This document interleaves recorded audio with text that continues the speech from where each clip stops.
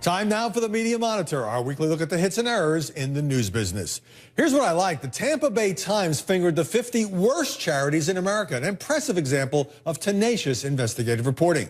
Now, these charities devote less than 4% of the money they raise to helping anyone, and officials have lied about their finances, taken multiple salaries, steered contracts to friends, and in one case, paid the president's son $18 million as a fundraiser. The paper worked with the Center for Investigative Reporting on this blockbuster series and teamed up with CNN, which televised the findings.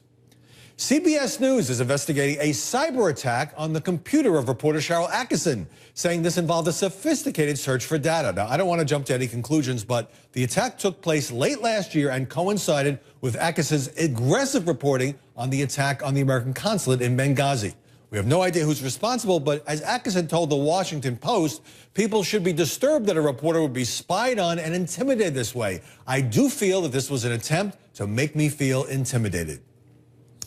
It's the nature of the news business that when a big story explodes, it then burns brightly for a while and recedes into history. But there's an intriguing new website called Retro Reports that goes back and examines some of these past media frenzies and has recently teamed up with the New York Times. Retro looked at a case from 1987 that I covered in upstate New York.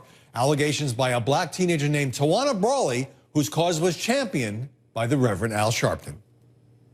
Tawana Brawley is a 16-year-old girl whose story is the talk of New York these days. The New York State teenager who claims that she was abducted and raped by 6 white men. In the late 1980s, Tawana Brawley became a household name as her horrific stories spread across the nation. We're going to expose the facts in these crimes that you do against black people. The video recounts how Brawley's story was exposed as a hoax, in part by the Times, and includes a recent interview with Sharpton, now a former presidential candidate and MSNBC host. I think a lot of the rhetoric, including mine, went too far. The nonprofit Retro Reports, run by a former 60 Minutes producer, provides some useful perspective in this era of Insta-news. Finally, Scott Pelley knows how to push back against the press. The CBS anchor was ticked off at the New York Post gossipy Page 6 for reporting that he had failed to mention a scoop by CBS's John Miller on allegations that a number of State Department officials were soliciting prostitutes, because Pelley was peeved, or so the item said, that the story had been broken on the network's morning show. Pelley says he just didn't have time on his broadcast and called a Page 6 reporter. According to the tabloid, Pelley said, that allegation is false. How long have you been a journalist? You wouldn't last 10 seconds at CBS News. This is not how reporters do their job. You called my publicist, but not me in my office?